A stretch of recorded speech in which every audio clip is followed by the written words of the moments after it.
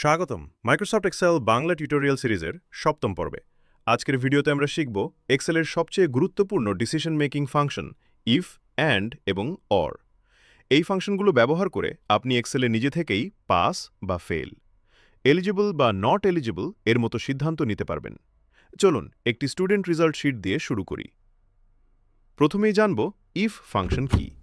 এক্সেলের if function মূলত একটি যদি প্রশ্ন করে এই শর্তটি কি সত্য নাকি মিথ্যা, এবং সেই উত্তরের উপর ভিত্তি করে দুটি ভিন্ন ফলাফল, একটি সত্য হলে অন্যটি মিথ্যা হলে প্রদান করে।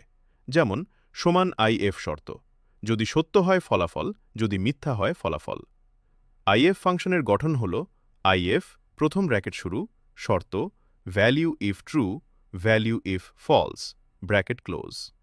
এখন ধরুন যদি কোনো ছাত্রের বাংলা প্রথম পত্রের নম্বর 40 বা তার বেশি হয়, তাহলে সে পাস, না হলে ফেল। আমি I2 সেলে লিখছি equal to if bracket start C2 greater than or equal to 40 inverted comma pass inverted comma fail inverted comma bracket close. Enter চাপার পর এক্সেল নিজে থেকেই সিদ্ধান্ত নিচ্ছে। এই ফর্মুলা আমি নিচে ড্র্যাগ করলে সব ছাত্রের রেজাল্ট একসাথে বের হয়ে যাচ্ছে। এটাই ইফ ফাংশনের শক্তি। And function.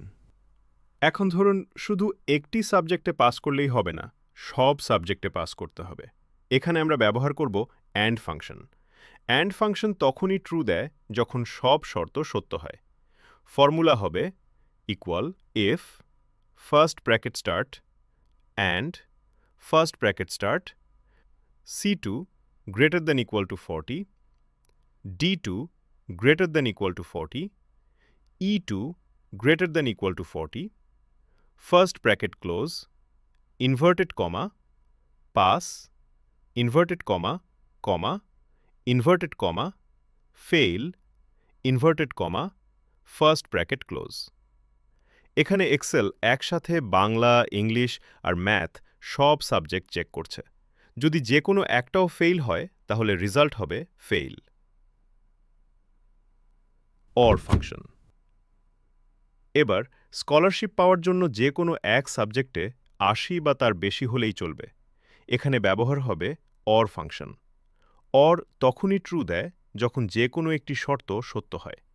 ফর্মুলা হবে equal if first bracket start or first bracket start C2 greater than equal to 80, D2 greater than equal to 80, E2 greater than equal to 80, bracket close, inverted comma, eligible, inverted comma, comma, inverted comma, not eligible, inverted compass, bracket close.